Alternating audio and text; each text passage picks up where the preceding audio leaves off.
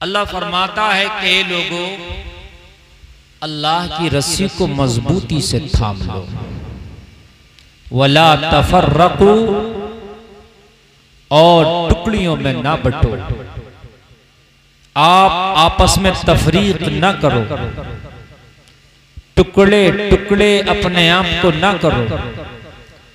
अल्लाह फरमाता है कि अल्लाह की रस्सी को मजबूती से पकड़ो, इतनी मजबूती से पकड़ो कि शैतान बरगलाने की कोशिश करे, छुड़ाने की कोशिश करे तो छुड़ा ना सके, बरगलाने की कोशिश करे तो बरगला ना सके।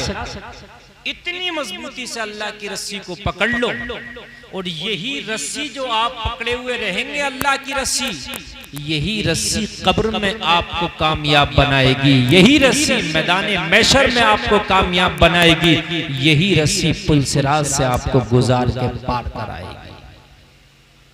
ये रस्सी है, इस रस्सी को हमने पकड़ना है। लेकिन आज हमने सारी रस्सियां पकड़ रखी हैं, लेकिन सिर्फ अगर हम दूर हैं तो उस रब की रस्सी से दूर हैं, जिसको हमने पकड़ना चाहिए था उससे हम दूर हैं। बाकी सारी रस्सी, झूठ की रस्सी हमने पकड़ रखी है, सूद की रस्सी हमने पकड़ रखी है, लोगों हमने झूठ की रस्सी पकड़ रखी है, हमने शराब नोशी की रस्सी पकड़ रखी है। मुझे बताओ वो कौन सा बुरा काम नहीं है कि जिसकी रस्सी को हमने थामा नहीं है, और हम अपने आप को दावे से कहते हैं कि हम कट्टर मुसलमान हैं। मेरे भाई, जबान से नहीं होता कट्टर मुसलमान, अल्लाह की रस्सी को मजबूती से पकड़ने से होता कट्टर मुसलमान। मजबूती से, इतनी मजबूत होना चाहिए कि शैतान आए और कोशिश करे आपको बरगलाने की। वो कोशिश करता अल्लाह की रस्सी को छुड़वाने की, लेकिन आपने अल्लाह की रस्सी को छोड़ना।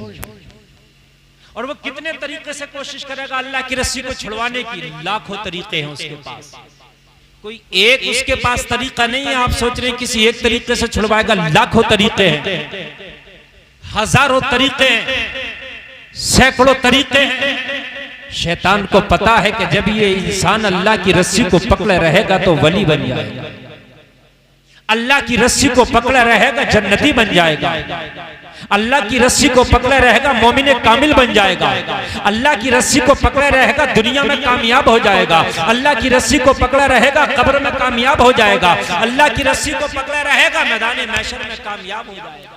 बेशक, सुभान अल्लाह। वो आपको इसलिए रस्सी पकड़ने नहीं देता, आपको हमेशा हर वक्त हर लम्हा कोशिश करता है कि उस रस्सी से आपकी जो गिरफ्त है उसको ढीला करा दे, हर लम्हा। और हम हैं कि उसके बहकावे में आ जाते हैं, हम हैं उसके बरगलाए में आ जाते हैं, हम हैं उसकी कोशिशों में उसको हम कामयाबी दिला देते हैं। आज मैं अपनी तकरीर का उन्वान ये बना रहा हूं कि हमारी तबाही की वजह क्या है, हमारी बर्बादी की वजह क्या है। आज दूसरी कौमें क्यों कामयाब हैं और आज हम क्यों फेल और फ्लॉप हैं? आवाज आ रही है? आप ऑपरेटर साहब इसको ऐसा सेट कर दो, मैं 4 अंगल दूर से भी बोलूं तो मेरी आवाज लेता रहे। इसे मैं मुंह में भरा के नहीं बोलूंगा, 4 अंगल दूर से भी बोलूं तो आवाज लेता रहे। इतना डिस्टर्ब ना करें आप, और इसका आवाज कम ना करें। दूसरी कौमें दुनिया में क्यों कामयाब हैं और आज हम क्यों फेल हैं? बड़ा अहम मेरा तकरीर का गुफ्तगू का ये मैं मौजू छेड़ रहा हूँ। अगर आप सुने तो, और नहीं सुने तो फिर कोई मसला नहीं है। मैं तो समझ रहे हैं आप, मेरे पास हर तरह का मसला मसाला है, मैं अपना वक्त तो कैसे भी गुजार दूंगा, लेकिन मेरा मसला ये रहता है कि मैं कुछ देकर जाना चाहता हूँ। हर कौम दुनिया में कामयाब नजर आती है सिवाय कौम मुस्लिम के, जबकि दुनिया में अगर सबसे ज्यादा कामयाब कोई कौम थी तो वो कौम मुस्लिम थी। लेकिन आज सबसे ज्यादा फ्लॉप हम हैं। तुम्हारी तादाद कम नहीं है, तुम कहते हो हजरात क्या करें, हम बड़े परेशान हैं, हम थोड़े हैं। गलत कहते हैं आप। जितनी तादाद आपकी आज है इतनी तारीख में तुम्हारी तादाद कभी ना थी। बात समझे आप? मालूम है आज आपकी कितनी तादाद है दुनिया में? तकरीबन 150 करोड़ आपकी तादाद है आज। 150 करोड़ होने के बाद में फिलहाल मेरे नबी का ज़ाहिरी ज़माना था तो सिर्फ सहाबा की तादाद 1.25 लाख थी और पूरी दुनिया में वो कामयाब थे। 1.25 लाख होके पूरी दुनिया में कामयाब थे, हम 150 करोड़ होके फिलहाल। तवज्जो है?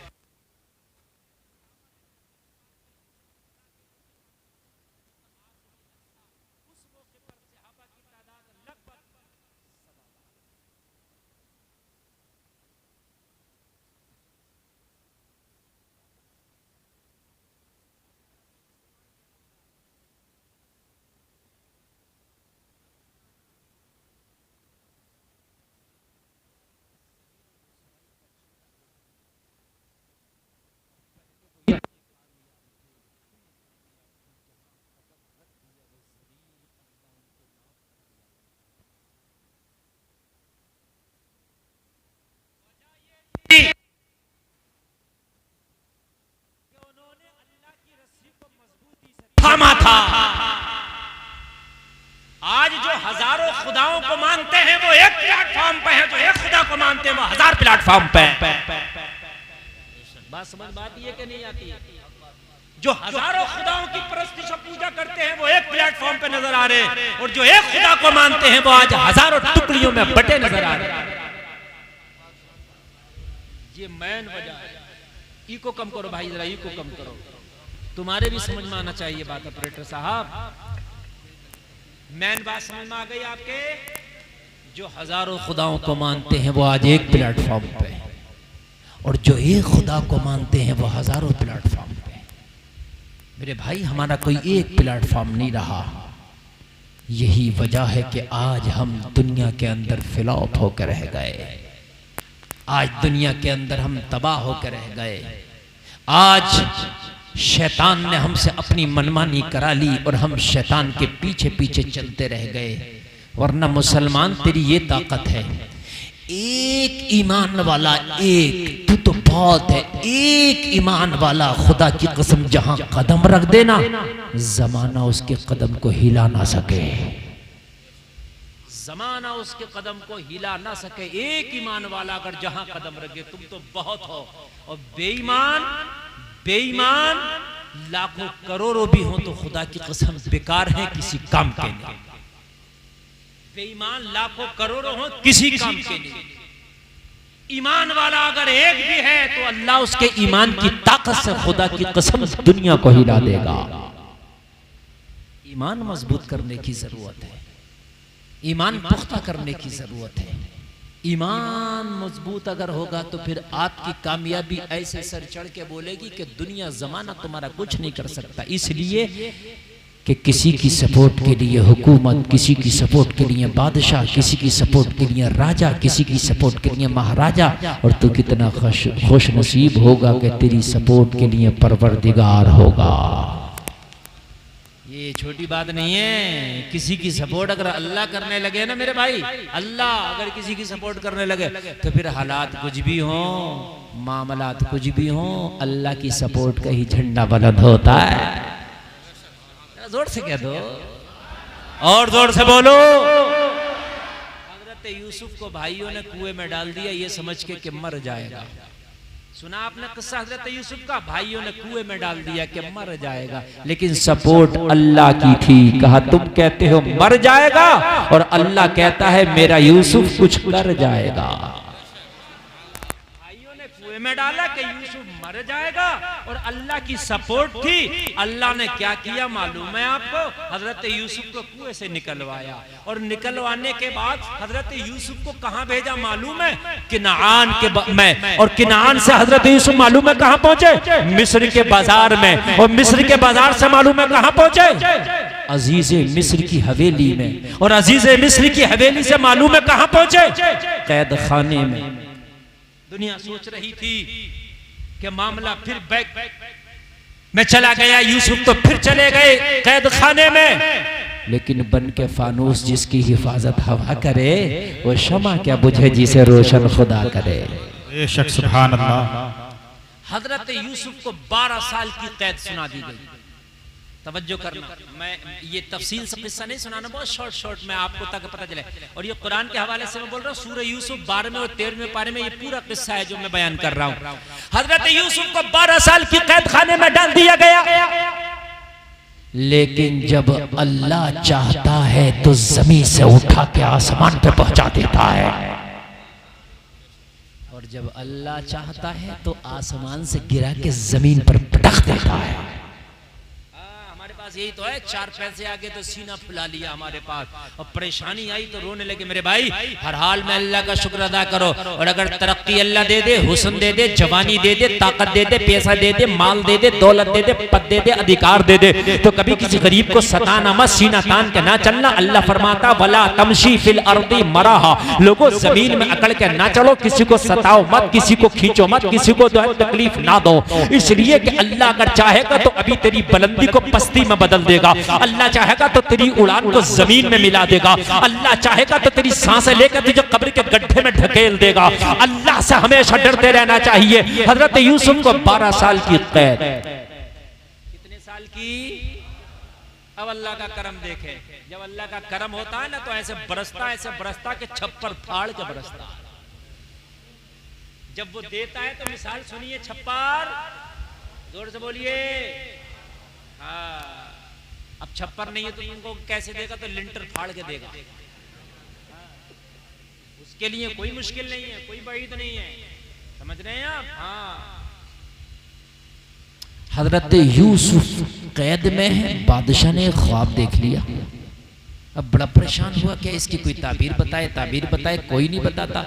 किसी ने कहा बादशाह अगर ख्वाब की ताबीर चाहते हो तो जिस यूसुफ को कैद खाने में डाले हो वो यूसुफ ख्वाबों की सच्ची ताबीर बताते हैं। उन यूसुफ से अपने ख्वाब की ताबीर पूछो, वो तुम्हारे ख्वाब की ताबीर बताएंगे। और जलसे में आने वालों, बादशाह तो बादशाह है, हजरत यूसुफ को बुला भेजा। अब हजरत यूसुफ को अल्लाह ने कहा यूसुफ अब गर्दिश के दिन छटने लगे, अब मैं तरक्की के दिन तुमको अता करने वाला हूं, अब मैं कैद खाने से मैं तुम्हें तख्त पे बिठाने वाला हूं। बादशाह ने बुलाया, हमने ख्वाब देखा है, हमने ख्वाब देखा है। बादशाह ने जब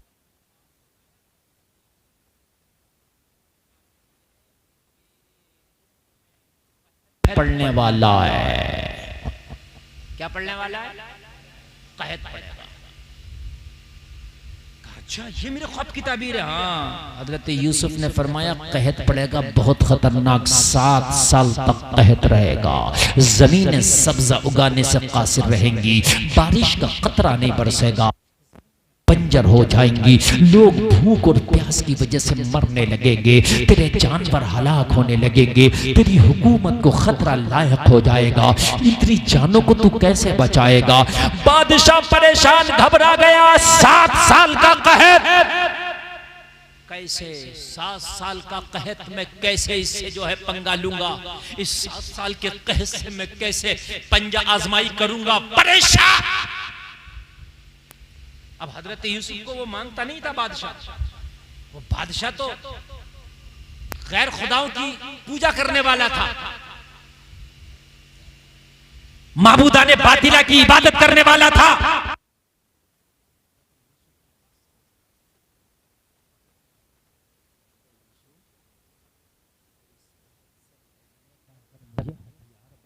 तो अभी कैद खत्म। जब आप कहत के बारे में बता सकते हैं तो इससे किस तरीके से छुटकारा हासिल किया जाए उसके बारे में भी आप बता सकते हैं। नबी इंजीनियर भी होता है, नबी साइंसदान भी होता है, नबी डॉक्टर भी होता है, नबी अपने वक्त का बेहतरीन लेक्चरर भी होता है। आला हजरत तो नबी के लेक्चर के और नबी की जबान के लिए फरमा रहे, तेरे आगे यूं है दबे लचे फुसहा अरब के बड़े बड़े, कोई जाने मुंह में ज़बान नहीं बल्कि जिस्म में जान है। भाई बात रेंज में चल रही है कि नहीं चल रही है? अगर थोड़ी हार्ड हो रही हो तो देर बता।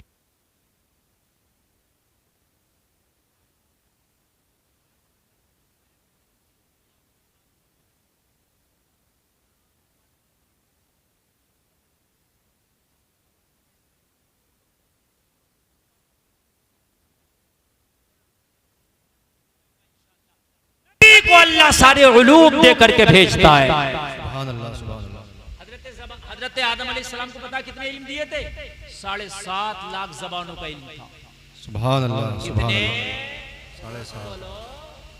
अगर 2-4 ज़बानों पे आदमी आजकल उबूर हासिल कर ले तो कपड़ों से बाहर निकला फिरता है कि मैं तो इतना काबिल PhD मास्टर NN फला फला इतने लगा लेता है नाम के आगे डिग्री डिप्लोमे कि आदमी उसका नाम लेने से पहले लगता है कि कितनी देर तक जो है उसके अलकाबात ही बोलते जाएं। लेकिन नबी को अल्लाह इतने उलूम दे करके भेजता है कि हजरत आदम 7.5 लाख ज़बानों का इल्म जानते हैं। और फिर दूसरे नबी 1,24,000 कमोबेश अंबिया है, फिर सबको अलग अलग अल्लाह ने इल्म दिए। और जितने इल्म सारे अंबिया को अल्लाह ने दिए उतना तने तनहा मोहम्मदुर रसूलुल्लाह को अता फरमाया। अब तो कह दो जोर से सुभान अल्लाह।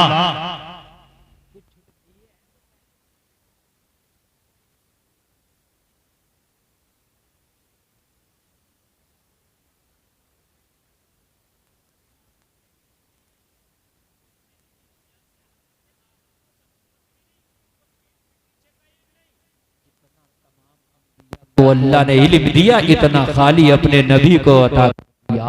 और कुरान में ऐलान कर दिया वअल्लमा का मालम तकुन तालम, नबी जो ना जानते थे वो मैंने सिखा दिया। तकबीर, नारे रिसालत, मसलके आला हजरत, अज़मते कुरान, अल्लामा मुफ्ती गुलफाम साहिब क़िबला, नारे तकबीर, सरज़मीने बुलंदपुर, नारे रिसालत। अब बताइए नबी को कितना इल्म होगा? मेरे भाई कोई नाप सकता है कितना इल्म होगा? यार जब एक साधारण नबी की मैंने बात बताई 7.5 लाख ज़बानों का इल्म, तो जितना सब नबियों को इतना मेरे नबी को अब मुझे बताइए कितना होगा? हमारे पास कोई ऐसा कैलकुलेटर नहीं है, हमारे पास कोई ऐसा नपना नहीं है, हमारे पास कोई ऐसा आला नहीं है जो हम अपने नबी का इल्म नाप सकें। बस हम तो यही कहेंगे देने वाला खुदा जाने, लेने वाला मुस्तफा जाने। इतना ही हम कहेंगे, देने वाला खुदा जाने, लेने वाला मुस्तफा जाने। अजीब बेवकूफ है कुछ लोग, नमाज़ें भी पढ़ते हैं नबी को नापते फिरते हैं, नमाज़ें भी पढ़ते हैं नबी को नापते हैं। कोई फीता है यार नबी को नापने का? बताओ मुझे। एक साहब तो करे कि इन सुन्नियों ने नबी को अल्लाह से बढ़ा दिया, ये भी कहते हैं ये बात खुदा से बढ़ा दिया इन्होंने। ये बात आपने ना सुनी हो लेकिन कहते हैं। जी कोई आपके सामने कहे ना कि खुदा से बढ़ा दिया, तो उससे एक बात ये कह देना कि पहले ये बता खुदा कितना बड़ा। किसी चीज से जब भी तो बढ़ाओगे जब उसका नपना तुम्हें मालूम हो। जी नहीं समझा यार? मेरा 6 फीट का डंडा है, अब पता है मेरा डंडा 6 फीट का, तो 7 फीट का लाना पड़ेगा ना बढ़ाने के लिए। अरे बात नहीं समझ रहे? तुम्हारा 3 मंजिला मकान है, मैं तुमसे बड़ा बनाऊंगा तो 4 मंजिला बनाना पड़ेगा। जी तो पहले तो ये बताओ अल्लाह है कितना बड़ा, तभी तो बढ़ाया।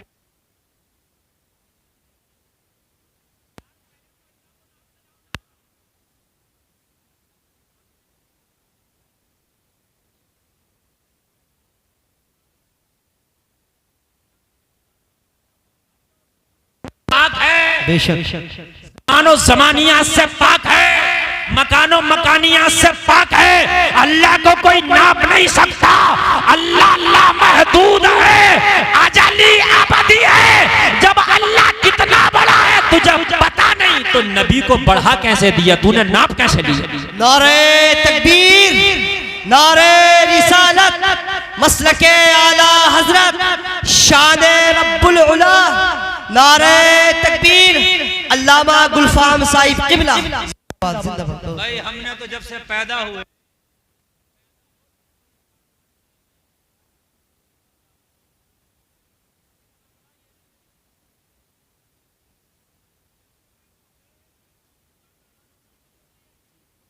कहता अल्लाहु अकबर अल्लाहु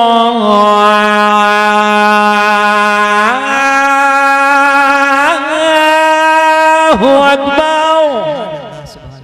तर्जमा है अल्लाह बहुत बड़ा है। कितना बड़ा है ये नहीं, बहुत बड़ा है। तो बहुत होता है भाई, बहुत की तो कोई हद नहीं है, बहुत का तो कोई नपना नहीं है, बहुत का तो कोई पैमाना नहीं है। अब कोई कहे कि अल्लाह से बढ़ा दिया तो कहना पहले ये बता अल्लाह कितना बड़ा है। अल्लाह की तो बढ़ाई तुम बयान कर ही नहीं सकते। अल्लाह सबसे बड़ा है, अल्लाह बहुत बड़ा है। हजरत यूसुफ से कहा यूसुफ ये कहत से कैसे निपटा जाएगा। कहा मैं साइंटिस्ट भी हूं, मैं बताऊंगा। नबी तो नबी है, मैं बताऊंगा। हजरत यूसुफ ने फरमाया गल्ले का जखीरा करो। गल्ले का क्या करो?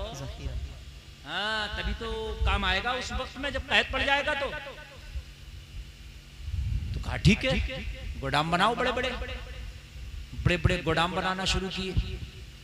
बहुत ऊंचे लंबे चौड़े गोदाम बनाए। हजरत यूसुफ ने फरमाया जो गल्ला आप स्टोर करेंगे उसको गल्ले को बाली से निकालेंगे नहीं, बाली के साथ स्टोर करेंगे। वाह सुभान अल्लाह। आप काशकार लोग हैं, जरा समझना इस डेफिनेशन को। जो आप स्टोर, कोल्ड स्टोर जाते हैं, फ्लाई स्टोर जाते हैं, आप अपने ये मटर रखने, प्याज रखने, आलू रखने,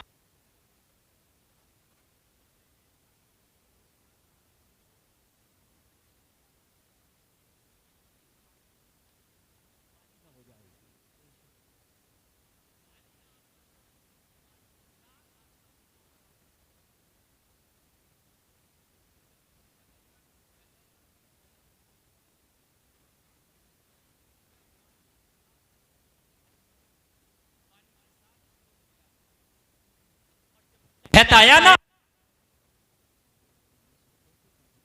जरूरत हो को खिलाए जाओ।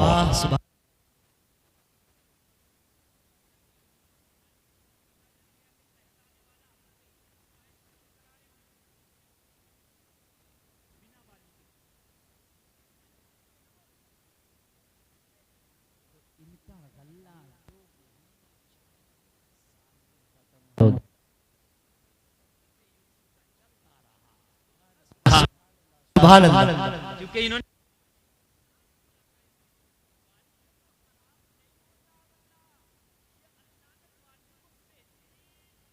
स्टोर बनाया है, इसके अंदर गल्ले का कलर भी खराब नहीं होगा। ओ लोगों, हजरत यूसुफ की बात सही हुई, सच साबित हुई।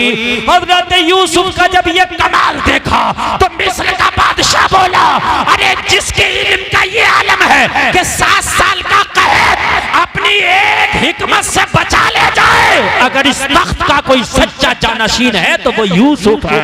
सुभान अल्लाह। नारे तकबीर, नारे रिसालत, मसलके आला हजरत, फैजाने आला हजरत, हुजूर ताजुश शरिया, नारे तकबीर, शान यूसुफ अलैहिस्सलाम जिंदाबाद। हजरत यूसुफ को तख्त दे दिया, जबकि रिश्ते में कुछ नहीं लगता था। ये ना कोई खानदान का मामला था, ना कोई नस्ल का मामला था, मगर जब अल्लाह अता करने पे आ जाए तो कौन छीने। डाला था कुएं में, डायरेक्ट बिठा दिया तख्त पर। कहां बिठा दिया? तख्त पर। अब देखिए कैसे फेरता अल्लाह किस्मतों के फेर। भाई बात समझ में आ रही है कि नहीं आ रही है? अच्छा, मैं की आवाज साफ आ रही है? बहुत से लोग कहते हैं साहब फला तो बड़ा मालदार है, बड़ा मालदार है। अरे तू अल्लाह की रस्सी को मजबूती से पकड़ा रहे है, अगर अल्लाह तेरे ऊपर करम करेगा तो बड़े बड़ों से भी तुझे बड़ा कर देगा। सुभान अल्लाह। उसकी रस्सी को पकड़ लो, बड़े बड़े अच्छों से तुझे अल्लाह ऊंचा कर देगा। रस्सी को तो मगर पकड़ ले, रस्सी पकड़ी नहीं है, मरा वैसे। क्या ऐसा है वैसा?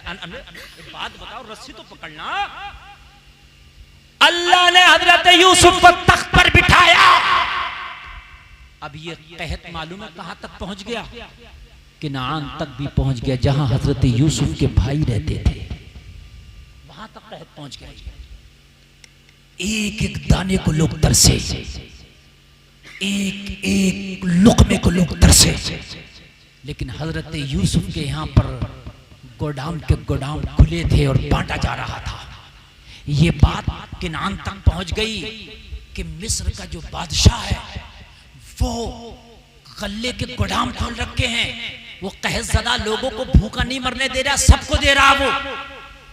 तो हजरत यूसुफ के सारे भाइयों ने हजरत याकूब से इजाजत ली कि हम बादशाह के पास जाके हम भी कुछ गल्ला ले आए ताकि हमारी भी भूख दूर हो जाए। सुभान अल्लाह, सुभान अल्लाह।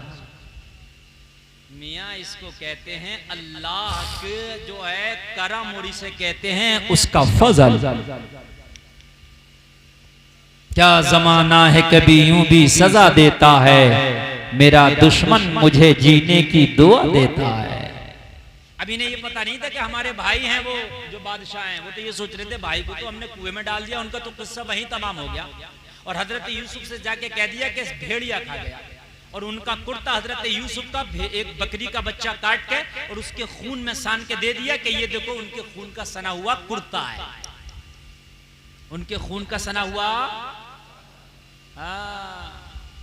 कुछ 24 नंबर इस पर भी सवाल करते हैं। ये कहते हैं हजरत याकूब को जब इल्म था तो उन्होंने बताया क्यों नहीं मेरा यूसुफ जिंदा है, उसको कुर्ते को देखकर रोते क्यों रहे इतने साल तक। तो इन छुटभइयों से पूछो कि अगर वो पहले ही बता देते कि मेरा बेटा यूसुफ फला जगह जिंदा है तो हजरत यूसुफ को बुला लिया जाता, तो क्या मिस्र के तख्त पे तुम्हारे अब्बा जी बैठते? बात बताइए, मिस्र के तख्त पे भी तो बैठना था भाई, वहां कौन बैठता? अरे बात है कि नहीं है? फिर तो मैं बहुत से सवाल खड़ा कर दूंगा। हजरत आदम ने गंदुम क्यों खाया? नबी थे, उन्हें पता था कि गंदुम के करीब जाने से जन्नत से निकाला जाएगा। तो हजरत आदम अगर जन्नत में गंदुम के करीब ना जाते तो हम दुनिया में कैसे आते? हर काम में हिकमत होती है मेरे भाई। मिस्र के तख्त पर बैठना था, हजरत याकूब खामोश रहे, इसलिए खामोश रहे। अब वो भी सुन लीजिए। हजरत यूसुफ ने अपने बाबा से कहा था बचपन में,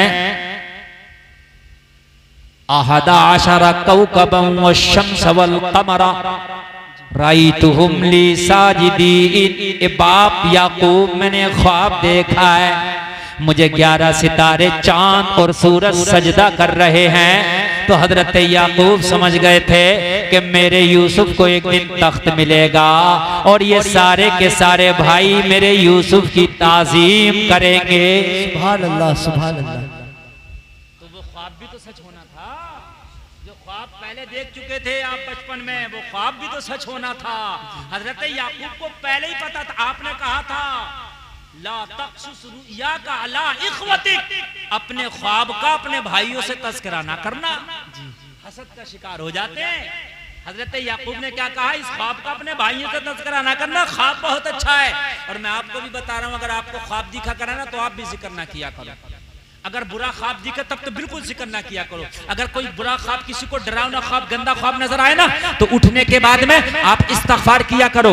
कुल हुवल्लाह शरीफ, कुल अऊज़ु बिरब्बिल फलक, कुल अऊज़ु बिरब्बिन नास पढ़ा करो और अल्लाह से दुआ किया करो, या अल्लाह को कोई मुसीबत आने वाली है, कोई परेशानी आने वाली है तो मेरे मौला उसे टाल देना, उसे ख्वाब ही से खत्म कर देना। अल्लाह की बारगाह में दुआ किया करो।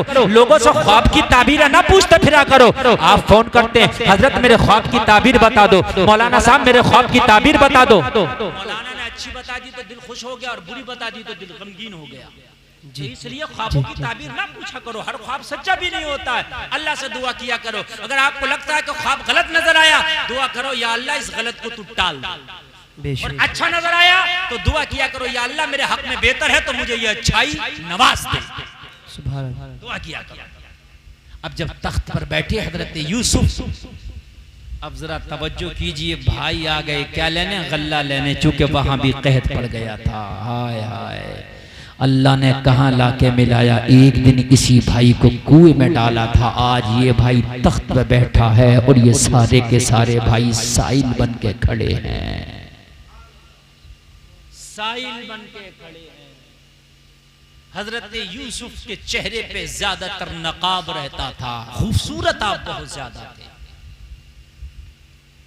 हजरत यूसुफ के सामने सारे के सारे भाई खड़े हैं। हमारे मुल्क में कहत पड़ गया है,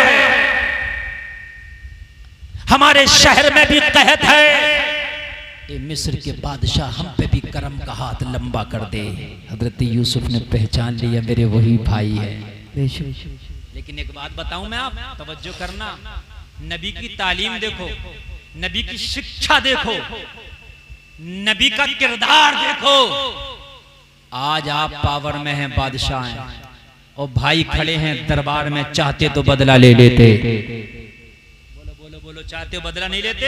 ले लेते। तुमने बड़ा जुल्म किया, मुझे मारा, मुझे सताया, मुझे कुएं में फेंका, आज बदला लूंगा। लेकिन नहीं, नबी का दरिया करम बहुत वसी होता है। हजरत यूसुफ ने अपने भाइयों को माफ कर दिया, बेशक बेशक, अपने भाइयों को ही माफ कर दिया।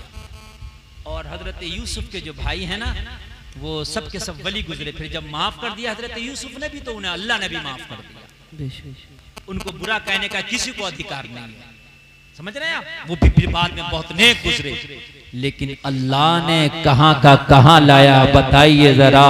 कि डाला था कुएं में, तख्त पे बिठा दिया, फिर हजरत यूसुफ ने उन्हें दिया। अपने बाप के बारे में पूछा, अपने भाई बिन्यामीन के बारे में पूछा, भाइयों ने सब कुछ बता दिया। खैर खैरियत हो गई। किस्सा लंबा है, उधर जाना नहीं चाहता, बताना इतना चाहता हूँ कि बन के फानूस जिसकी हिफाजत हवा करे, वो शमा क्या बुझे जिसे रोशन खुदा करे।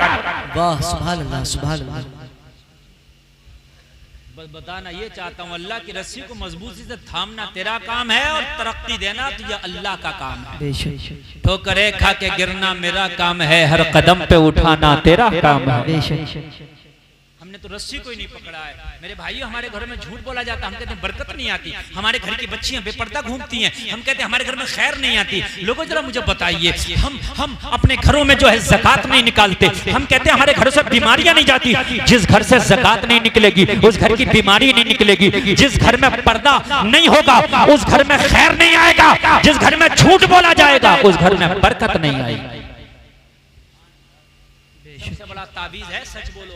आप मियाँ के पास जाओ ताबीज कराने के लिए, लेकिन झूठ बोलना ना छोड़ो, कोई ताबीज काम नहीं करेगा। और मेरे भाइयों, तुम बड़े बड़े ताबीज अपने घरों में लगा लो, लेकिन तुम्हारे घरों की औरतें, तुम्हारे घरों की बच्चियां बेपर्दा घूमती हैं, तुम्हारे घर में खैर नहीं आएगी। और मेरे भाइयों, तुम कितने ही गड्ढे करा लो, कितने ही उतारे करा लो, लेकिन तुम्हारे घर में अगर कोई बेनमाजी है, तुम्हारे घर में नमाजें नहीं पढ़ी जाती, तो लोगों तुम्हारे घर में बरकतें नहीं आएंगी। और मेरे भाइयों, एक अल्लाह वाले की बारगाह में एक शख्स हाजिर हुआ, अर्ज करने लगा, हुजूर मेरे घर में बरकत नहीं आती, कमाता बहुत हूँ, लेकिन मेरे घर में पता नहीं बरकत कहाँ चली जाती है। मैं परेशान रहता हूँ, मैं तंग दस्त रहता हूँ, मेरा हाथ बहुत टाइट रहता है। अल्लाह वाले ने पर्दा दिया, कहा जा दरवाजे पे लगा दे। कहाँ लगा देना? दरवाजे। ऑपरेटर साहब इको और कम करो, जरा साफ नहीं आ रही आवाज। कहाँ लगा देना? पर्दा दरवाजे पे। पर्दा दरवाजे पे लगाया, इतनी बरकत आने लगी कि अमीर हो गया।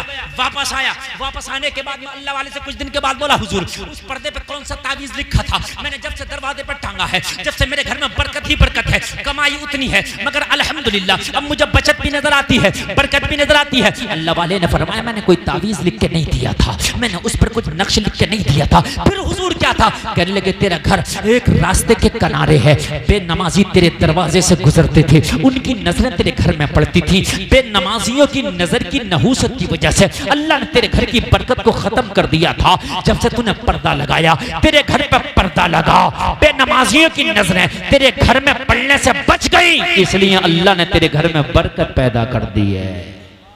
बेशक, सुभान अल्लाह। बेनमाजी की नजर अगर घर में पड़ जाए तो बरकत खत्म हो जाए। जिस घर में बेनमाजी हो तो बरकत कहां से आएगी? हक बात है। बताओ, अमले का अमला बेनमाजी है, दादा से लेके पोता तक बेनमाजी है, मेरे भाइयों बरकत कहां से आएगी? आप कहते हो कामयाबी क्यों नहीं मिल रही, तरक्की क्यों नहीं मिल रही? तुमने तो कामयाबी के रास्ते छोड़ दिए, तरक्की के रास्ते छोड़ दिए। मेरे भाई, खाली बैंक बैलेंस वाला लेना तरक्की नहीं है, ज्यादा प्लाट खरीद लेना तरक्की नहीं है। ना ना, उन सहाबा को देखो जिनके पेटों से पत्थर बंधे होते थे, जिनका लिबास टाट का होता था, जिनका बटन बबूल का काटा होता था। मेरे भाई, माल से कभी तरक्की नहीं मिलती। अल्लाह तो कुरान में फरमाता, इन्नमा अमवालुकुम व औलादुकुम फितना। लोगों, तुम्हारा माल, तुम्हारी औलाद फितना है, फितना। अल्लाह ने तो माल को फितना बता दिया, अल्लाह ने माल को तरक्की का रास्ता बताया ही नहीं। हजरत अबू बकर के बटन की जगह बबूल का कांटा है, हजरत उमर के तकिए की जगह पत्थर लगा है। लोगों, हजरत फातिमा की चादर में 72 पैमन है, मगर हजरत उमर की हुकूमत खुदा की कसम आधी दुनिया पर है, बेशक आधी दुनिया पर हुकूमत है। उसूलों के पाबंद थे। हमने तो दीन से बहुत दूरी इख्तियार कर ली, बहुत ज्यादा। आज अफसोस की बात तो ये है कि हमारी बच्चियां, वो बच्चियां कि जो कलमा पढ़ने वाली की बेटी हुआ करती थी, खुद कलमा पढ़ा करती थी, आज वो बच्ची अपना मजहब छोड़ छोड़ के गैर कौम वालों से शादियां तक कर रही हैं। अल्लाह बहुत बड़ा अलमिया मेरे भाइयों, इस पर खास तवज्जो देने की जरूरत है।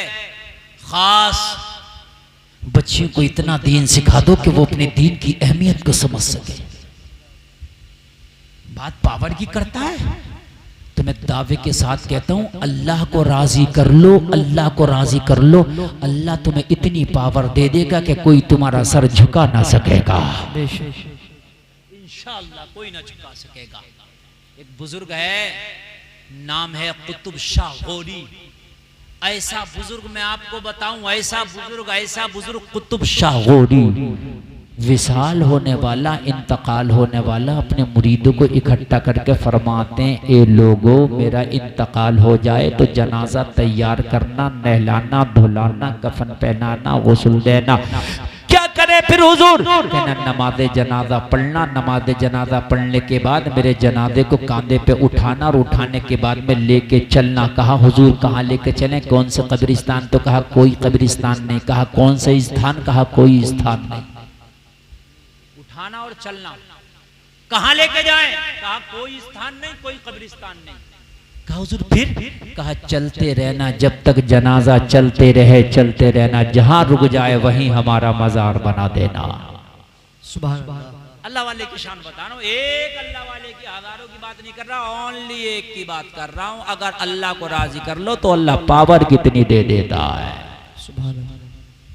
हुजूर कुतुब शाह गौरी का विसाल हो गया, इंतकाल हो गया, मुरीदों ने जनाजा तैयार किया वसीयत के मुताबिक, कफन पहनाया, नहलाया, धुलाया और उसके बाद जनाजा पढ़ा। जनाजा पढ़ने के बाद लोगों कांधे पे उठा लिया। कांधे पे उठा के जब चलना शुरू किया तो सुबह से दोपहर हो गई, दोपहर से शाम हो गई, जनाजा नहीं रुका। लोगों शाम से फिर सुबह हो गई, जनाजा नहीं रुका। चले तो चलते रहे, चलते चलते चलते चलते हफ्ता गुजर गया। कितना गुजर गया? हफ्ता हफ्ता गुजर गया। बस नमाज के टाइम रखते, नमाज पढ़ते और फिर लेके चलते। कोई हाजत होती रुकते, फिर लेके चलते। महीना गुजर गया, चलता ही रहा। साल गुजर गया। बड़ी बात है कि नहीं है? चलता ही रहा। 2 साल गुजर गया, चलता ही रहा। 3 साल गुजर गया, चलता ही रहा। 4 साल गुजर गया, चलता ही रहा। 5 साल गुजर गया, चलता ही रहा। 6 साल गुजर गया, चलता ही रहा। 7 साल गुजर गया, चलता ही रहा। 8 साल गुजर गया, चलता ही रहा। सुभान अल्लाह। उन टोपी वालों को भी जगाओ को 8 साल गुजर गए। 8 साल हो गए। 8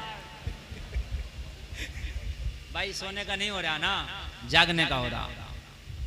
सोने का नहीं, सोना बनाने का है। कितने साल हो गया? जोर से बोल दो। 8। हाय हाय हाय, मजा आ जाएगा, मजा आ जाएगा। 8 साल गुजर गया, चलता ही रहा। मुरीद भी बड़ा पक्का था। ये कच्चे वाले मुरीद नहीं थे। आज के होते तो हफ्ता बराबर चलते, कहते मेरे गेहूं सूख रहे हैं, मेरे धान सूख रहे हैं। छोड़ के आ जाता कि नहीं आ जाता? कहाँ तक चले हजरत ये बताओ? ये तो चल ही रहा है, मेरे गेहूं मेरे धान का क्या होगा? लेकिन ये पक्के थे, लकीर के फकीर थे। इन्होंने अल्लाह की रस्सी को मजबूती से थामा था। 8 साल चले चलते रहे, 9 साल चले चलते रहे, 10 साल चले चलते रहे, 11 साल चले चलते रहे। साल आ गया 12वां। कितना? और अल्लाह वाले मेरे भाई जब कोई काम करने पे आ जाएं तो ज्यादातर तारीखें मिलती हैं अल्लाह वालों ने 12 साल का ज्यादा आदत पसंद किया। साबिर अलाउद्दीन कलियरी खाना ना खाए 12 साल। 12 साल। शाह दरगाही महबूब इलाही रामपुर के जंगलों में हाफिज शाह जमालुल्लाह के कहने से एक जगह खड़े रहे 12 साल। 12 साल। समझ रहे हैं आप? कितने साल? 12 साल। सरकार गौसे पाक ने डूबी हुई कश्ती निकाली 12 साल। जरा बोल दो ना सुभान अल्लाह। सुभान अल्लाह। ये 12 साल, 12 का आधा दिन बड़ा प्यारा। इसलिए कि 12 तारीख में रबीउल अव्वल की मदीने वाला तशरीफ लाया। सुभान अल्लाह, सुभान अल्लाह। ये जब कोई माशाअल्लाह। करामत दिखाते हैं ना तो नबी का मिलाद भी उसी में कर देते हैं। सुभान अल्लाह। सुभान अल्लाह। हमारा का आदत पूरा करते हैं ताकि नबी का मिलाद भी हो जाए, और इसी मिलाद के सदक़े में तो अल्लाह ने करामत अता की है ना। लोगों 12 साल हो गया चलते चलते, पूरे हिंदुस्तान का चक्कर लगा दिया। कई हजार किलोमीटर चल गए। चलते रखते उठते लोगों ये पहुंच गए लास्ट भारत के कोने पर। लोगों साउथ इंडियन बेंगलोर के पास एक शहर है 90 किलोमीटर दूर बेंगलोर से कोलार। कहां पहुंचे? कोलार। कहां पहुंचे? कोलार। जो मैं बोल रहा हूं जाके देखना, अभी बेंगलोर भी जिंदा और तुम भी जिंदा। कोई कभी कल को ये ना कह दे मौलाना ने कहा 12 साल जनाजा चलता रहा, कहां है वो जनाजा भी जाके देख लेना और वो मजार भी जाके देख लेना। बेंगलोर से 90 किलोमीटर की दूरी पर एक डिस्ट्रिक्ट कोलार पड़ता है। मैं खुद गया हूं अल्हम्दुलिल्लाह वहां कोलार। ये कोलार पहुंच गए लेकर मुरीदीन, ये तो चल ही रहे थे। 12 साल कहां ना घूम गए होंगे, कितने चक्कर ना लगा दिए होंगे इन्होंने। घूमते, नमाजें पढ़ते, खाना खाते, हाजत सफारी होते, फिर चलने लगते, कहीं आराम करते, थोड़ा बहुत नींद करते, फिर चलने लगते। कोलार। वो मालूम है कोलार कहां पहुंचे? रानी जो थी वहां की रानी, उसकी इबादत गाह के पास। रानी गैर मजहब से ताल्लुक रखती थी, तो उसकी इबादत गाह जो थी वहां पर पहुंचे। और वहां पानी का एक हौज था। ये जहां पानी मिलता वहीं रोकते जनाजा, इसलिए कि वजू भी करना होता, नमाज भी पढ़ना होता, पी भी लेते, कुछ खा भी लेते। जी जी। कोलार में रानी की जो इबादत गाह थी उसके पास में पानी का हौज था। जो अमीर काफिला था उसने कहा यहीं जनाजा रखो, यहीं वजू करेंगे, नमाज पढ़ेंगे, कुछ खाएंगे, पिएंगे, आराम करेंगे, फिर आगे चलेंगे। जनाजा रख दिया। रानी की स्पेशल खास इबादत गाह। अब इबादत गाहों का अलग अलग नाम होता है। ईसाइयों का चर्च है ना। कोई अपनी इबादत गाह को मंदिर कहता है, कोई अपनी इबादत गाह को मंदिर कहता है, कोई मस्जिद कहता है कि नहीं है। अब वो इबादत गाह थी। जैसे ही नमाज पढ़ा, नमाज पढ़ने के बाद में लोगों इन्होंने चाहा कि आराम करें। इबादत गाह का जो देख रेख करने वाला था, जो इबादत गाह चलाने वाला था, वो आ गया के कहने लगा क्या करते हो? यहाँ पर रानी की खास इबादत गाह है, कुछ देर में रानी के आने का टाइम हो जाएगा। तुम मुझे कोई और मजहब वाले लगते हो, अलग मजहब वाले लगते हो, अपने जनाजा को उठाओ, यहाँ से चले जाओ, इसलिए कि रानी आई तो तुम्हारे सरों को कलम कर दिया जाएगा। उसका ये खास इबादत गाह है, उसका खास इबादत करने की जगह है, यहाँ से इसे ले जाओ। लोगों मुरीदों ने जब इतना सुना, कहा ठीक है। जनाजे को हाथ लगाया, उठाया, अब नहीं उठता, अब नहीं हिलता। मंजिल आ गई, अब नहीं उठता, अब नहीं हिलता। 12 साल के बाद वो जगह आई। अल्लाह वालों की शान देखो यार, ये मर के भी जिंदा है। कौन कहता है मोमिन मर गया, कैद से छूटा वो अपने घर गया। सुभान अल्लाह। और कुरान की एक आयत है, कुल्लु नफ्सिन जायक़तुल मौत। इसका तर्जमा मालूम है क्या है? इसका तर्जमा है हर नफ्स को मौत का जायका चखना है। खाना नहीं है, चखना है। तवज्जो कीजिएगा, ये बात जरा थोड़ी सी काबिल गौर है। जायका थोड़ी देर रहता है फिर खत्म हो जाता है। जायका ज्यादा देर आपने अभी नमकीन खाओ, थोड़ी देर जबान नमकीन रहेगी, मीठा खा लो तो जबान का जायका मीठा हो जाएगा, तीखा खा लो जबान का जायका तीखा हो जाएगा। जायका कितने कितने साल तक रहता है जायका?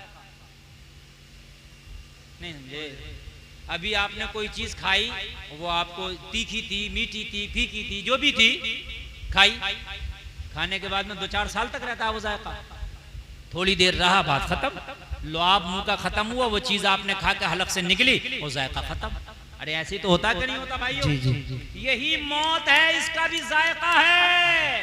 मौत का जायका अल्लाह चखाता, मौत आई, मौत का जायका चखा, मर गया, और उसके बाद में अल्लाह ने फिर इसको आजाद कर दिया।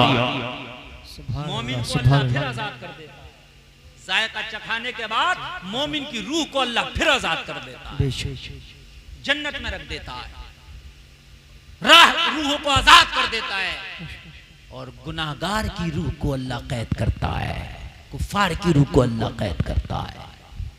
तो ऐसे बनो कि मरने के बाद भी आपको अल्लाह आजाद कर दे। ऐसी जिंदगी गुजार के जाओ मेरे भाइयों, ऐसा काम करके जाओ। अगर किसी का माल मार के हज करिए तो वो हज कबूल नहीं है, किसी की जमीन मार के उम्रा करे तो वो उम्रा कबूल नहीं है, अगर आप किसी को सता के दुआ करोगे तो दुआ कबूल नहीं है, अपने भाई का हक मार के मेरे भाइयों आप मस्जिद का मीनार बनवाओगे तो वो मस्जिद का मीनार कबूल नहीं है।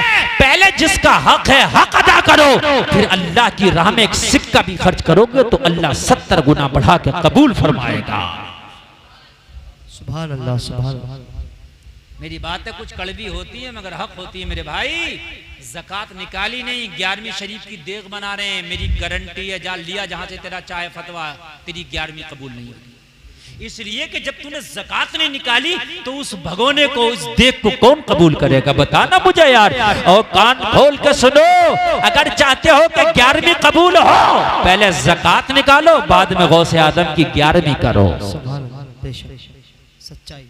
भाई बात समझ में आ रही है कि नहीं आ रही है? हाँ, पहले ज़कात निकालो, बाद में 11वीं करो।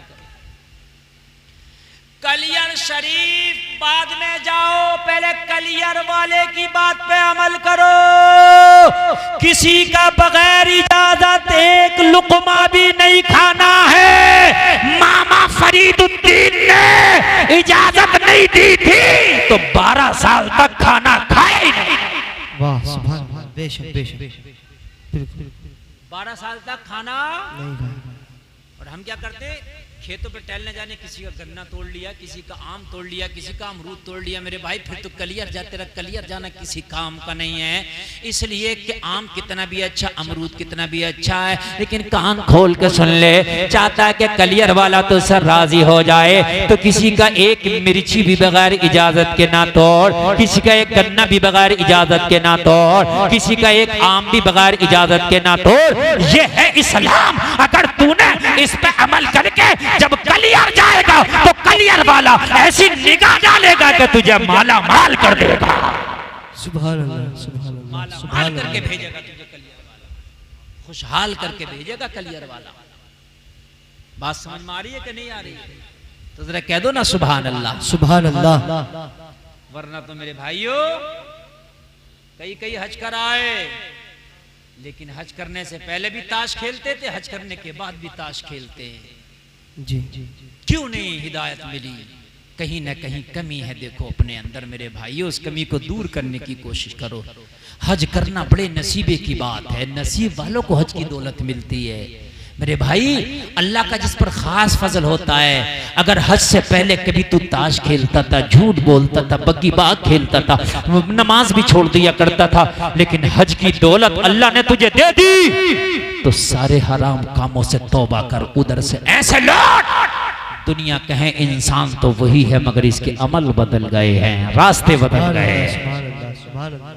दुनिया कहे इंसान तो वही है मगर अमल बदल के आया है, रास्ते बदल के आया है। मेरे भाई ऐसी जिंदगी गुजारो, है ना, ऐसी जिंदगी गुजारो। हज की दौलत बहुत बड़ी दौलत है। अब लोग गए हैं, अल्लाह ताला उनके हजों को कबूल फरमाए, अल्लाह करे हमें भी वो सआदत नसीब फरमाए। अगर किसी का है तो हज करने से पहले पहले अदा कर देना उसका, फिर बाद में हज के लिए निकलना। अल्लाह फिर तेरा हज भी कबूल फरमाएगा। अब जनाजा नहीं हिला, ना उठा ना हिला। जब ना उठा ना हिला, मुरीदों ने कहा उस इबादत गाह का जो देख रेख करने वाला था उससे कहा कि इसमें हमारी कोई खता नहीं, हमारे पीर को ये जगह पसंद आ गई है। सुभान अल्लाह, सुभान अल्लाह। ये जगह, कहने लगे तेरा दिमाग खराब तो नहीं है, ये जगह ये इबादत खाना रानी का है, अगर पता चल गया सबों के सर कलम हो जाएंगे। तो कहा जो होगा देखा जाएगा, जिसने रोका है वही समझेगा। सुभान अल्लाह। इन्होंने रोक रहे हैं तो इन्हों समझेंगे। वो कर्नाटक में ऐसी जबान बोली जाती है, इन्हों रोका है तो उन्हों समझेंगे। इन्हों रोका है, वो कर्नाटक में पड़ता है, सूबा कर्नाटक। शाम हो गई, इसी कश्मकश में वो जो रानी का स्पेशल इबादत गाह का देख रेख करता था कहने लगा मैं उठा लूंगा, तुम उठा लो। उसने भी बड़ा कोशिश, कांधा इधर उधर लगाया, मगर वो भी जनाजे की चारपाई को हिला न पाया। अल्लाह वाले की शान और ताकत और पावर देखो, ना उठा पाया ना हिला पाया। अब ये भी परेशान, समझने लगा ये आम इंसान नहीं है जो चारपाई पे लेटा है, ये अंदरूनी शक्तियों का मालिक लगता है। इस पर परवरदिगार का खास फजल करम लगता है। शाम हुई, रानी अपने लाओ लश्कर के साथ, अपनी फौज के साथ, अपने दस्ते के साथ जब अपनी इबादत गाह में आई तो क्या देखा, यहाँ टोपी वाला खड़ा है, दाढ़ी वाला खड़ा है, अल्लाह अल्लाह वाला खड़ा है। यहाँ आज अजीब सा मंजर है, कुछ लोग ऐसे अजीब खड़े हैं जिनके चेहरों पे दाढ़ी है, सरों पे टोपी है, हाथ में तस्बीह है, बगल में मुसल्ला है, लब पे जारी अल्लाह अल्लाह है। सुभान अल्लाह। नारे तकबीर, नारे रिसालत, मसलके आला हजरत, फैजाने आला हजरत, सरजमीने बुलंदपुर, अल्लामा मुफ्ती गुलफाम साहिब किबला। रानी आई, कोई नया आदमी यार, उसकी खास इबादत गाह में जब देखा उसने ये दूसरी तरह की इबादत करने वाले लोग, ईमान वाले लोग, कुरान को मानने वाले लोग, अल्लाह अल्लाह करने वाले लोग, दाढ़ी वाले, टोपी वाले, अपने उस रेखा देखा से कहा और भाई ये क्या हो रहा। कहने लगा महारानी मुझसे ना पूछो, ये जो लेटे इनसे पूछो, ये करा रहे सब। मेरा कोई कसूर नहीं है, मैंने तो बहुत कोशिश किया, हिलाया झुलाया, सोचा कि यहाँ से मैं इनको भेज दूं, लेकिन मेरी ना चली। इन्होंने भी कोशिश की, ये जो लेटा है ये सब कुछ इसका किया धरा है। रानी ने कहा कैसी बेवकूफी की बातें करते हो, ये जनाजा पड़ा है कि जनाजा भी कुछ करता होगा। कहने लगा मैं भी तो हैरत में पड़ा हूँ, जनाजा कुछ नहीं करता, मगर ये जनाजा ऐसे व्यक्ति का है, ऐसे शख्स का है कि इंतकाल के बाद भी अल्लाह ने इसको ऐसी पावर दी है कि यहाँ पर डटा है। वाह सुभान। तुम डर जाते हो कोई हमसे हमारा घर ना छीन ले, ये ना छीन ले, वो ना छीन ले। ईमान मजबूत है, तुमसे तुम्हारा कुछ नहीं छीना जाएगा। ईमान नहीं है तो तुमसे सब कुछ छीन लिया जाएगा। रानी ने सिपाहियों को हुक्म दिया जनाजा उठाओ और फेंक दो। सिपाहियों ने उठाया, लेकिन लोगों अल्लाह वाले की तो शान निराली है, बहुत कोशिश की, पसीना पसीना हो गए, उठना तो दूर की बात, पाया ना हिला सके। नींद आ रही है क्या? तो यार जोर से बोलो ना सुभान अल्लाह। अल्लाह वाले के दरबार में आप कैसी जबरदस्त तकरीर सुन रहे हैं और देख रहे हैं आप। अगर आपको नींद आई तो मेरी तकरीर 1 घंटा हो गई, और 1 घंटा बोलना होता है तो 1:30 बजने वाला, और ये जलसा खत्म होने का टाइम है, लेकिन आप मोहब्बत से सुन रहे तो मैं बढ़ा रहा हूँ, और नहीं सुनेंगे तो यही सलाम पढ़ने। बताइए सुनना चाहते हैं ना?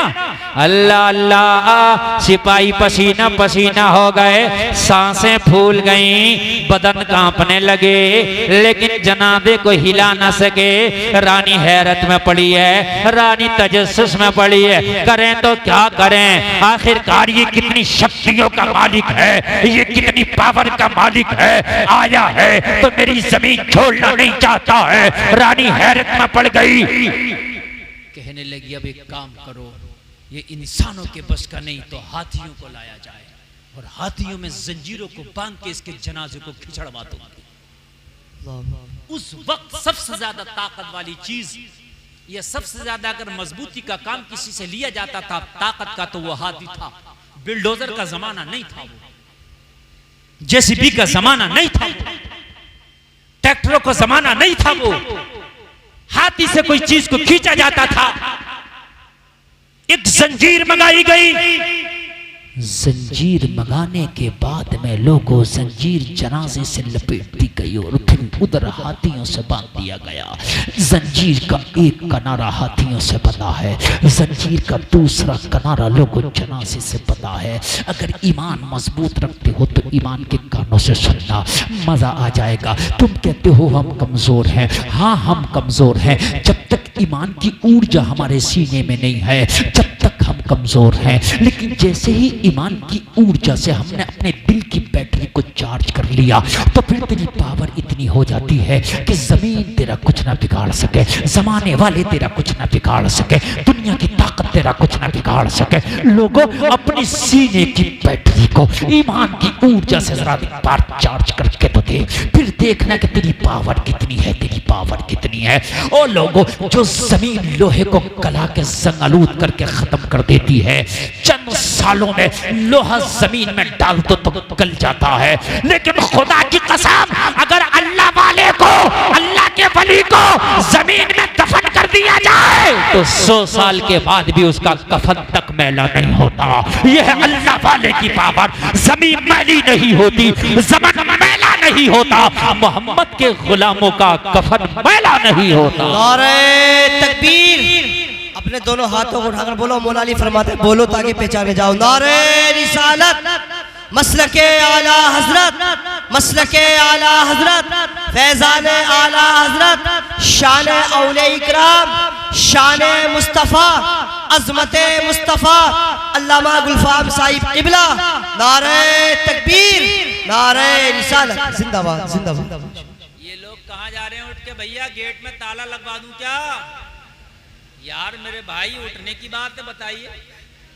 इतनी अच्छी तकरीर और इतना अच्छा कामयाब जलसा, वही बात है ना, शैतान पकड़ने नहीं दे रहा रस्सी को। आप पकड़ के बैठे हैं अल्लाह की रस्सी को, मगर वो कह रहा चल जल्दी से ये रस्सी पकड़े रहा तो कामयाब हो जाओ। कई मौलाना नमाज का वादा ना करा लें, चल, क्योंकि शैतान 1000 नहीं बल्कि लाख हथकंडे अपनाता है। सरकार गौसे आजम ने बड़ी मजबूती से रस्सी पकड़ी थी, छुड़ाना चाहा, बादल बन के आया, अब्र बन के आया और बादल से आवाज आई, अब्दुल कादिर हम तुझसे खुश हैं, तेरी इबादत से खुश हैं, हमने तुझ पर नमाज माफ कर दी। देखिए क्या लाया अपना हथकंडा निकाल के। सरकार गौसे पाक ने अपने दिल में सोचा, दिमाग में सोचा, या अल्लाह अगर नमाज कबूल है तो तुम मेरी नमाज अली से ज्यादा कबूल नहीं, मेरी नमाज अगर कबूल है तो इमाम हुसैन से ज़्यादा कबूल नहीं, मेरी नमाज कबूल है तो हज़रत हसन से ज़्यादा कबूल नहीं, मेरी नमाज कबूल है तो फिर उन सहाबा से ज़्यादा कबूल नहीं जो नबी को देखकर कलमा पढ़े। जब उनके लिए नमाज माफ़ नहीं तो अब्दुल कादिर तेरे लिए कैसे माफ़ हो जाएगी? ये शैतान की चाल है, अल्लाह की रस्सी छुड़वाना चाहता है। आपने पढ़ा लाहौल, शैतान भागने लगा, बादल छटने लगा। वाह सुभान अल्लाह। आज का होता तो पता क्या करता, पर्चे छपवा देता, पर्चे कि हम पे तो माफ हो गई नमाज। नहीं सही बता रहा हूँ, हंसने की बात नहीं मेरे भाई, हक बात है। कितने ढकोसलेबाज पीर घूम रहे हैं कि नमाज दिल की पढ़ लें, हम दिल की पढ़ लें और हम इसकी पढ़ लें, नमाजों से दूर है। बात हकीकत बता रहा हूँ, पर्चे छपवा देता, जमाने में ऐलान करा देता कि साहब अल्लाह की तरफ से नमाज माफ हुई है और ये हुआ, समझ रहे हैं आप। लेकिन ये सरकार गौसे पाक है, कहा जालिम रस्सी को छुड़वाना चाहता है जो अब्दुल कादिर ने पकड़ रखी है, नहीं छुड़वा पाएगा, अपने लाहौल पड़ा। तो जो बादल की शक्ल में आया था ना, बादल छटने लगा, शैतान भागा। लाहौल हथियार है शैतान का। कभी आपके दिलों में वसवसा डाले, जलसे से उठने दिल करे, लाहौल पढ़ लेना, मेरी गारंटी है नहीं उठ पाओगे। हाँ, मस्जिद में बैठे हो और मस्जिद में बैठ करके आपको ये जमाई आती है बार बार, जो आपको सुस्ती का इजहार होता है, लाहौल पढ़े, इंशाल्लाह नहीं आएगी। मस्जिद में आपका दिल ना लगे, लाहौल पढ़े, इंशाल्लाह दिल लगेगा। कुरान पढ़ने में दिल ना लगे, लाहौल पढ़े, इंशाल्लाह दिल लगेगा। बुरे कामों में जाने दिल करे, लाहौल पढ़े, इंशाअल्लाह दिल आपका जाने से तुझे रोक देगा। लाहौल पढ़े, हथियार तो दिया ना आपको, हथियार इस्तेमाल करो, लेकिन इस्तेमाल ही नहीं करते हम। और कैसे, बहुत से पढ़ते भी है मगर फिर भी नहीं काम होता। हाँ, ये भी मैं आपको बता रहा हूँ, सुनिए।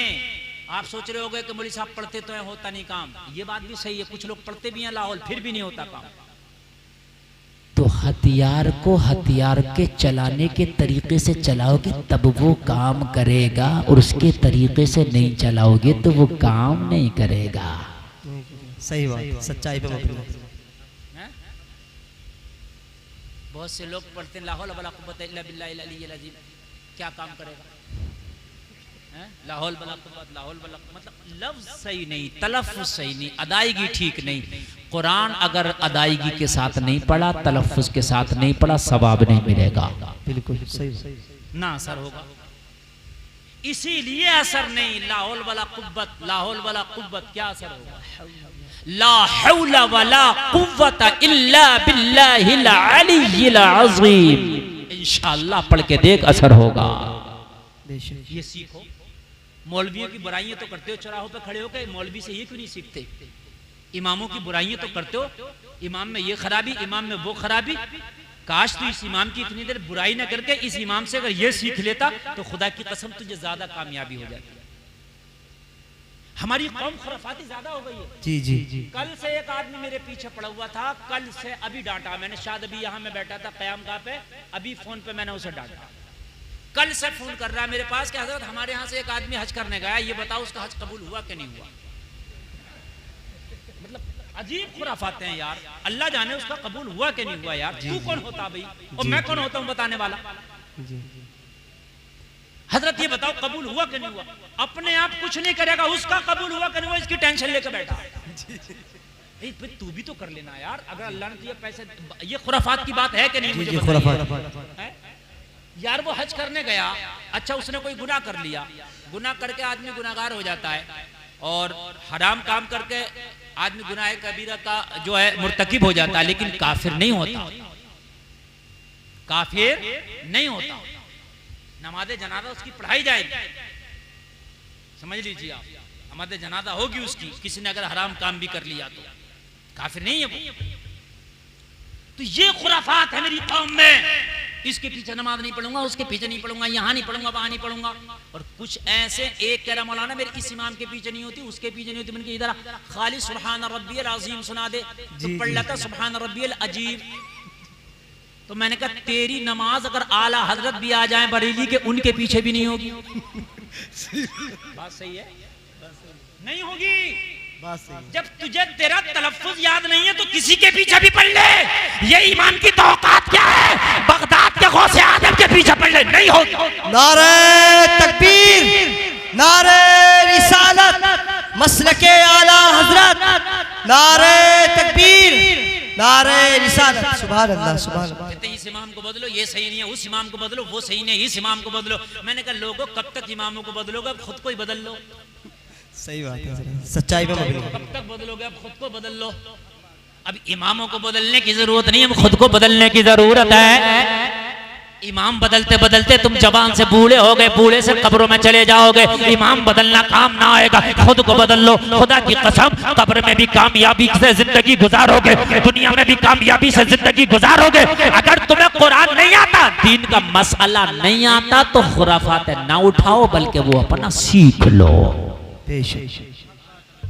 तो मैंने उसे डांटा और मैंने कहा अगर तुझे पूछ नहीं है तो एक मुफ्ती का मैं नाम बता रहा हूँ, वो तो बता सकता है उसका हज कबूल हुआ या नहीं हुआ।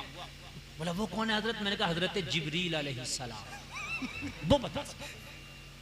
मेरी बात गलत तो नहीं है? बताइए मेरी बात गलत तो नहीं है? वो तो बता सकता। सच्चाई लोहे महफूज पे देख करके अल्लाह से पूछ करके बता देंगे। हाँ, क्योंकि हजरत जिब्रील तो जाके सिदरा पे अल्लाह से डायरेक्ट बात कर लेते हैं, तो वो बता देंगे। भाई मौलवी के बस की बात नहीं है किसका हज कबूल हुआ किसका नहीं हुआ कि मौलवी बता दे। ये खुराफात गांव में लेके बैठा है, इसकी नमाज नहीं हुई, उसका ये नहीं हुई। अरे भाई खुद तो बदल ले, अपने आप को तो देख ले कि तुझे खाली पेशाब करने का भी तरीका याद है कि नहीं है? सही बात। नहीं हंस रहे हैं, पेशाब करने का भी तरीका है। बड़े बड़े अच्छों को इस्तंजे के तरीके याद नहीं होंगे, जो बातें बताते हैं खाली इस्तंजे के तरीके। और जिसको इस्तंजा नहीं आएगा वो पाक क्या होगा? जो पाक नहीं होगा दुआ क्या कबूल होगी? नमाज क्या उसकी कबूल होगी? मेरे भाइयों, इन मौलवियों की मुखालफत ना करो, इनकी बुराइयां ना करो, इनसे काम लो, इनसे सीखो। घोड़े की बुराई करके घोड़े का कुछ नहीं बिगाड़ोगे, घोड़े से काम लो।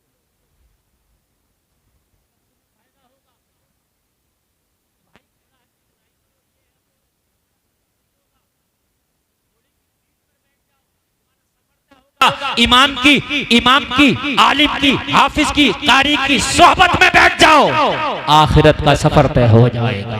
सुभान अल्लाह, सुभान अल्लाह, सुभान अल्लाह। और एक बात सुन लीजिए आप, आज मैं बड़ी अच्छी बात बता रहा हूँ आपको, इसको गांठ में बांधना।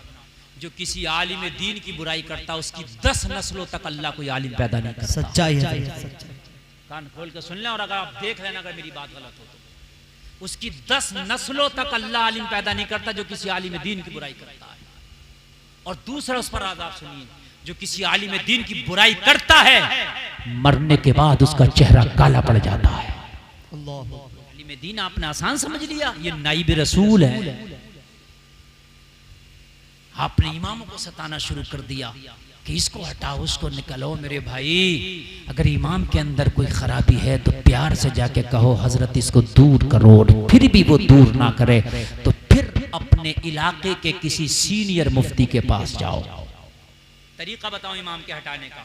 और इलाके का सीनियर मुफ्ती कहाँ मिलेगा? मुरादाबाद जाओ। मुरादाबाद में जामिया नईमिया जाओ, वो हमारा जिले का मरकजी इदारा है। जामिया नईमिया में वहां का जो सदर मुफ्ती है उससे बात करो, अपने इमाम की बात रखो। फिर अब उस मुफ्ती की जिम्मेदारी है कि वो क्या करे। मगर हम तो खुद ही मुफ्ती बने बैठे, वहां तक कौन जा रहा? भाई यही फैसले हो गए सब कुछ, वहां तक कौन जा रहा? तरीका है इमाम को बदलने का, ये प्रोसेस है इमाम को बदलने का। हाँ, इसलिए कि इतनी पावर दी है, अगर कोई जालिम शौहर है और बीवी उससे तलाक चाहती है और वो तलाक नहीं देता तो क्या करेगी? मैं पावर बता रहा हूं तुम्हें मुफ्ती की, क्या करे काजी शहर की, मैं आपको पावर बता रहा हूं। जालिम शौहर है, वो तलाक चाहती है, तलाक नहीं देता, फिर वो काजी शहर की अदालत में जाके अपनी अर्जी लगाएगी, पूरी बात रखेगी, मेरा शौहर जालिम है, मुझ पर जुल्म करता है, तलाक चाहती हूं, नहीं देता। काजी शहर उसको समझाएगा, उसको कहेगा या तो सुधर जा, नहीं सुधरे तो फिर इसको आजादी दे, और वो सुधरे भी नहीं, तलाक भी नहीं दे, तो फिर काजी शहर को राइट है कि वो फिर उसकी आजादी दे दे, उसको राइट है। इतना पावर, ये प्रोसेस है। आपने इमाम बदलना है, वाकई शरीयत की कोई खामी है तो आप उसको बताएं, और वो ना समझे तो फिर सीधा आप अपने मरकज की तरफ जाएं और फिर वहां उस सदर मुफ्ती से बात पूरी रख दें। अब हजरत आप समझे, मुफ्ती बुला कर समझाए, नहीं समझेंगे तो मुफ्ती साहब फिर उसको हटाएंगे, किसी दूसरे को लगाएंगे। प्रोसेस उनका है, ये तरीका है इमाम के हटाने का। ऐसा नहीं है कहरा गैरा नत्तु खैरा, जिसे अलहम्द याद नहीं है वो इमाम के हिसाब कर रहा है। मेरे भाई बात बड़ी है, जिसे कुल वल्लाह शरीफ याद नहीं है वो इमामों के फैसले कर रहा है।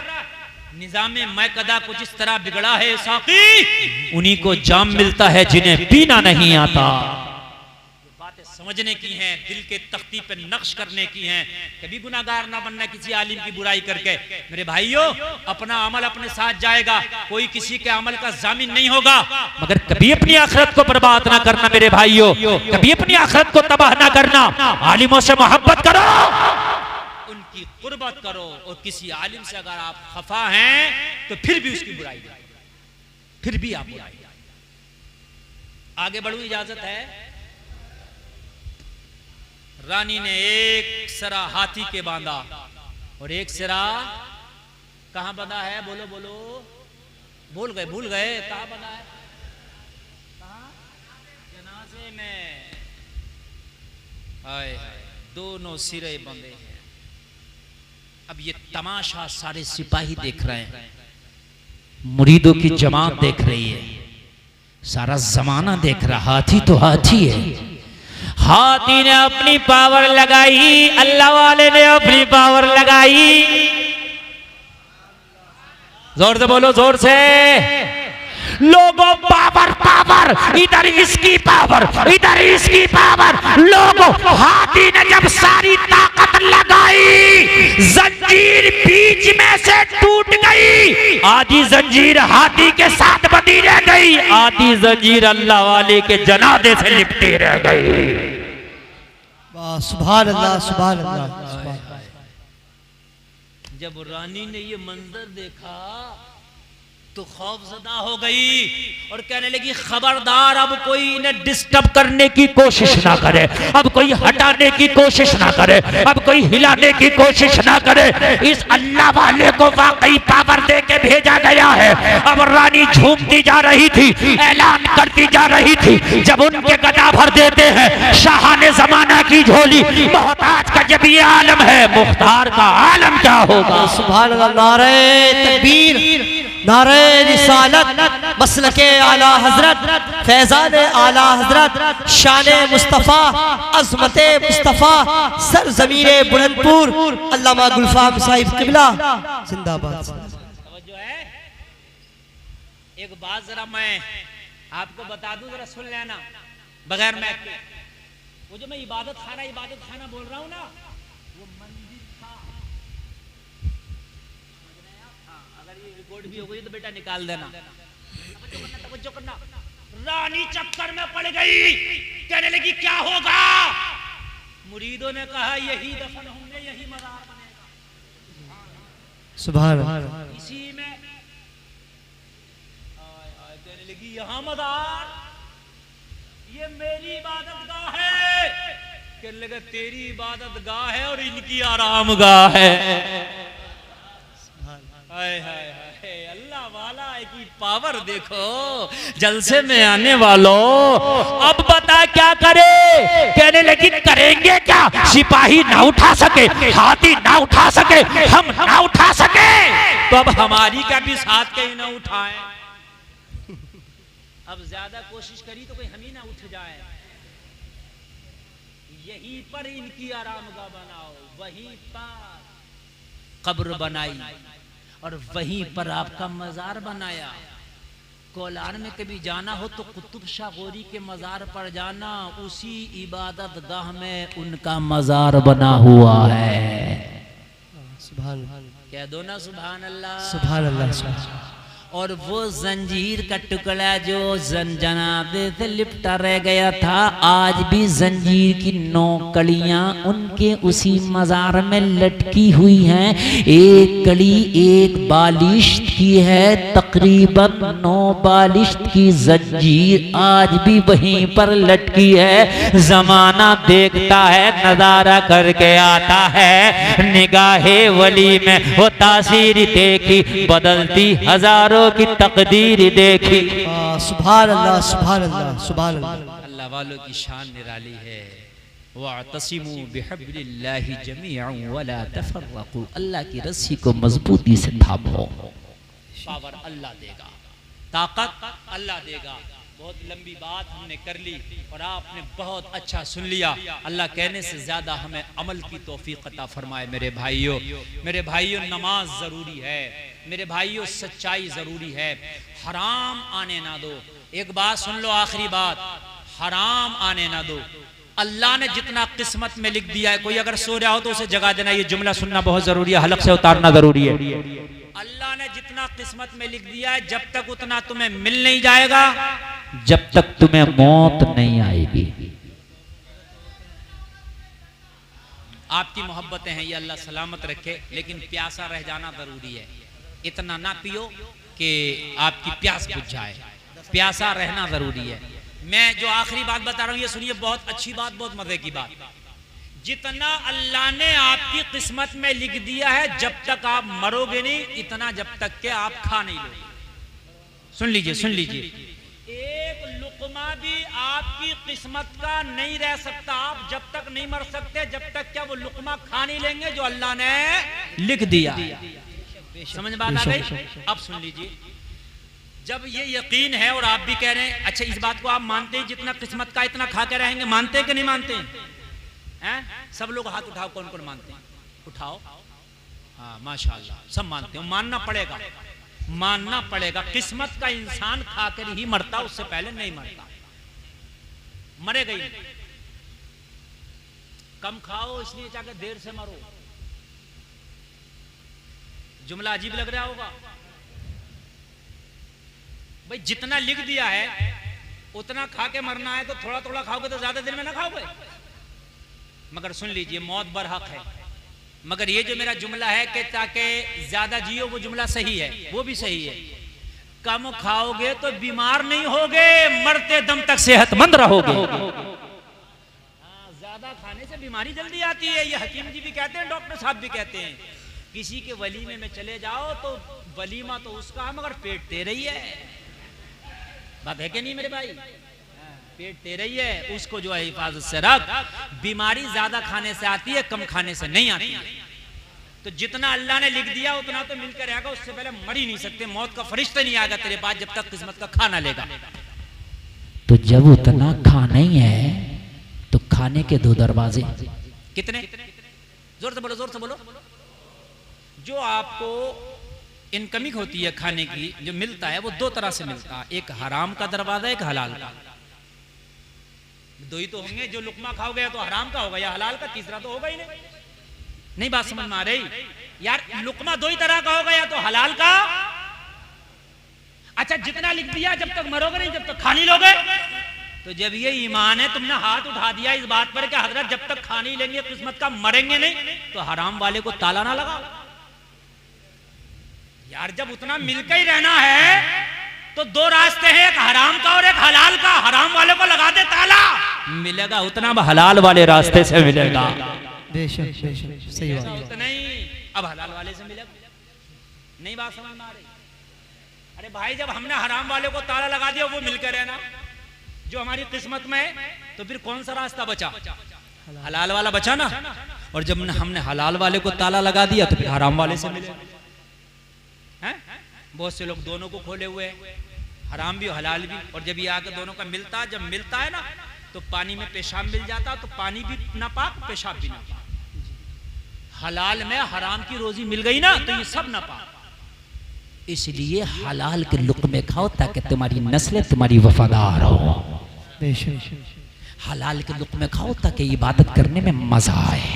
हलाल के लुक़मे खाओ ताकि अल्लाह मौत की सख्ती को आसान कर दे। अल्लाह तो उन्हें भी खाना देता जो कीड़े पत्थरों में है, अल्लाह उन्हें भी खाना देता जो कीड़े पहाड़ों में, अल्लाह उन्हें भी खाना देता जो समंदरों में, अल्लाह उन्हें भी खाना देता जो हवा।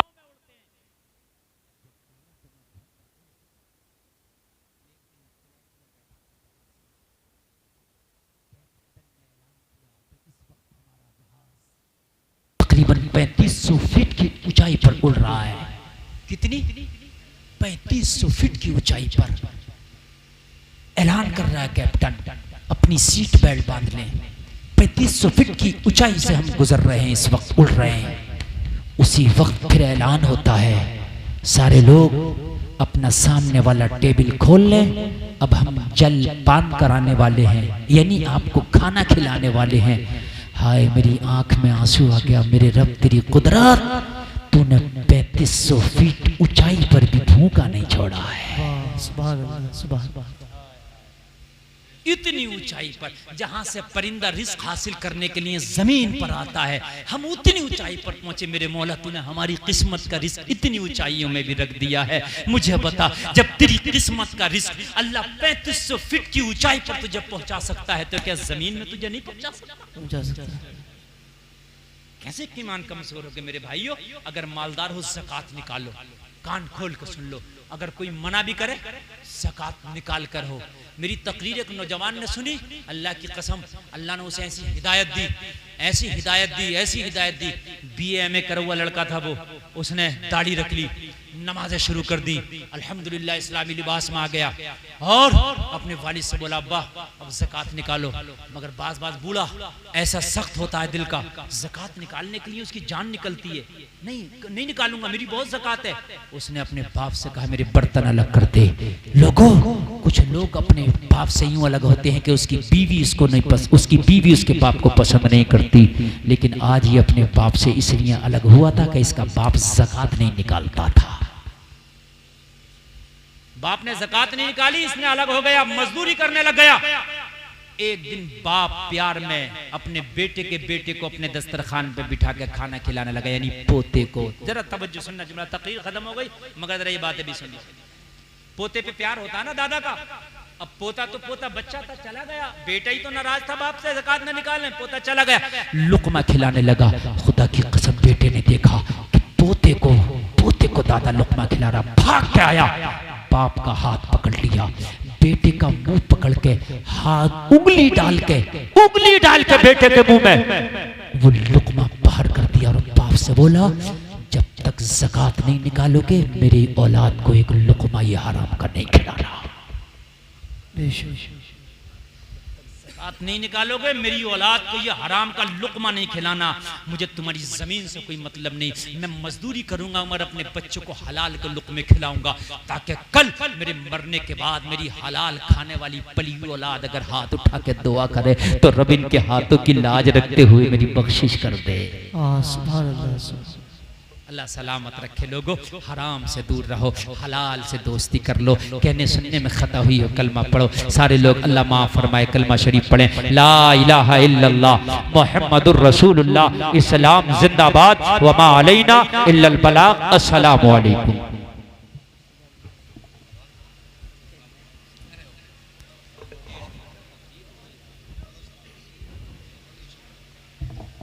मुस्तफ़ा जाने रहमत पे लाखों सलाम।